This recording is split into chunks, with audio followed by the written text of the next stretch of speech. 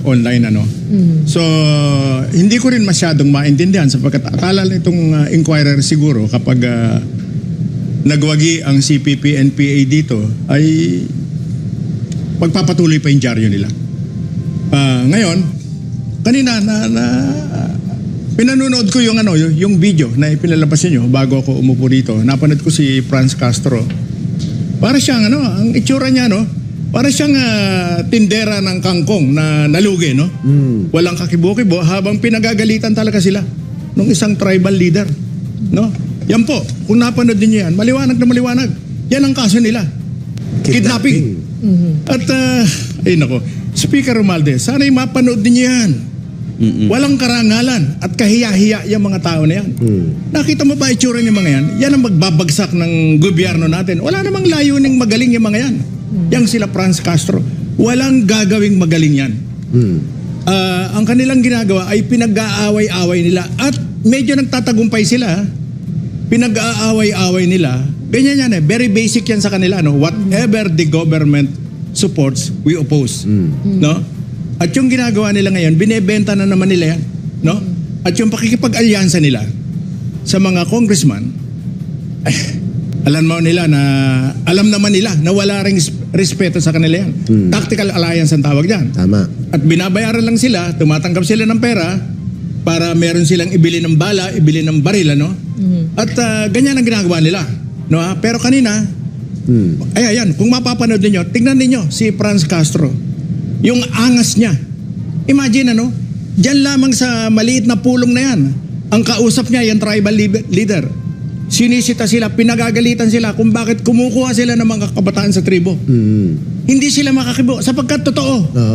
At ngayon, nagngangayaw sila diyan sa House of Representatives. And no less than the Speaker of the House, no, Congressman Romualdez, is listening to them.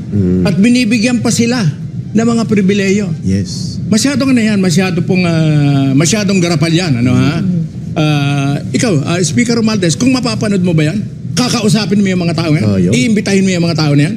Samantalang ang bibigat ng demanda niyan. Bakit hindi po ba kayo naniniwala sa kapulisan natin? Hindi kayo naniniwala sa mga tribal leaders? Sinong paniniwalaan nyo yan? Which brings us to your question, Peter, patungkol dyan.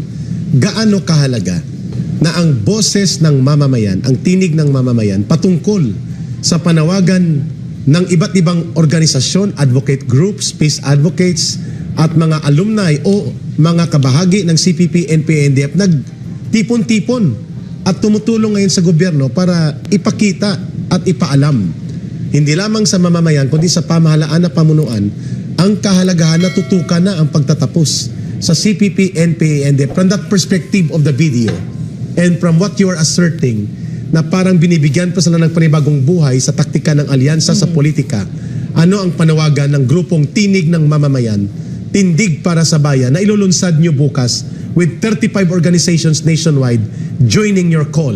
Paki-explain, please. Mahalaga po yan, Ka-Eric. Mahalaga po yan para malaman ng sambayanan, no? At uulitin ko ni Speaker Romualdez na kami ang dapat ninyong kausapin at pansinin sa harip yung 3 kumag na yan nasa Kongreso. Sa halip yung 3 na yan ng mga terorista na ginugulo pati kaisipan ninyo, no? Napakahalaga po na nagsasama-sama itong mga dating nanggugulo. Kami, sasabihin ko ng diretsahan, kami ang mga dating nanggugulo sa lipunan. Mga dati kaming komunista, no? Kami ang mga dating nag-udyok sa sambayanan para ibagsak ang gobyerno, para labanan ang gobyerno. Pero kami ngayon ay humaharap sa inyo. At parati kong sinasabi, I am 74 years old. No? At yung nalalabi kong buhay ay iuukol ko para tuluyang bumagsak ang terorismo sa Pilipinas. Tama. Na sinimulan po namin nung aming kabataan. At ako'y nakagalak. Nakasama ko ngayon yung second and third generation ng mga kadre, ng mga dating kasapi ng CPP, NPA, na mga kasama namin bukas. At ang layunin po namin ay upang ipakita sa sambayanan na ito pong mga dating gumulo sa kaisipan ninyo, gumulo sa lipunan, gumulo sa peace and order. Pati ang kabuhayan natin ay naudlot. kaya hindi maunlad ang ating bayan ay sapagkat Tama. ang mga perang dapat ay napupunta sa kabuhayan sa mga infrastruktura ay kinakailangan bumili ng bala ang gobyerno. Kinakailangan mag-upgrade ng armas ang gobyerno. Ang Department of National Defense, ang PNP, para huwag maagaw ang bansa, ang political power ng mga komunista. Subalit, matatapos na po yung mga yan. Napakaganda ng NTF-ELCAC. Ang ginawa ng NTF-ELCAC ay ginawa niya sa loob ng lamang ng 4 na taon. Because after 2 years pa lamang ng pagkakaupo ni Mayor Rody Duterte nung siya'y maging presidente na na-organize ito at nang magtrabaho ito. Tama. Sapagkat nakita ng NTF-ELCAC, napakaganda nitong programa na to. No? Simpleng-simple lang. Nagkaroon ng kalye doon sa mga lugar na dati mga NPA lamang nakakapunta. No? Nagkaroon ng mga eskwelahan. Nagkaroon ng mga patubig. No? Correct. Na yung mga simpleng inumin ng mga tao ay nilalakad nila. Bumababa sila. No? At naghahanap sila ng malinis na spring na batis para mainom nila. Ngayon, meron na silang mga kwan. Meron na silang mga inumin. Sa likuran nila, meron ng mga poso, malinis mainom nila. Kaya galit na galit ngayon ang CPP-NPA sapagkat umuunlad na ang kanayunan. Yung mga serbisyo ng gobyerno na hindi na i-deliver dati, na tinitira nila. Correct. Kasi ang CPP-NPA, kami, nung araw, hindi namin gusto na umunlad ang kabuhayan sa kanayunan. Exactly. Hindi namin gusto sapagkat mawawala yung dahilan Ng revolusyon. Mawawala yung dahilan ng revolusyon. Correct. Yan ang programa ng Tagagawa talaga kayo ng problema, no? Yes, ma'am. Yung program for a People's Democratic Revolution, no? Correct. Na lahat ng bagay ay mangyayari lamang sa pamamagitan ng armadong pakikibaka. Yun ang naratibo Kaya nga yung programa ng CPP-NPA para sa mga magsasaka ay Agrarian Revolution. Agrarian Revolution. Ano ibig sabihin nito? Gawin natin ang kapangyarihan mula sa mga naghaharing uri, no? At ipamimigay natin ang mga lupain. Napakadali pong lokohin ng mga ibang kababayan natin dyan. Naniniwala sila, ganun kasimple. Pero may naipamigay na ba sila?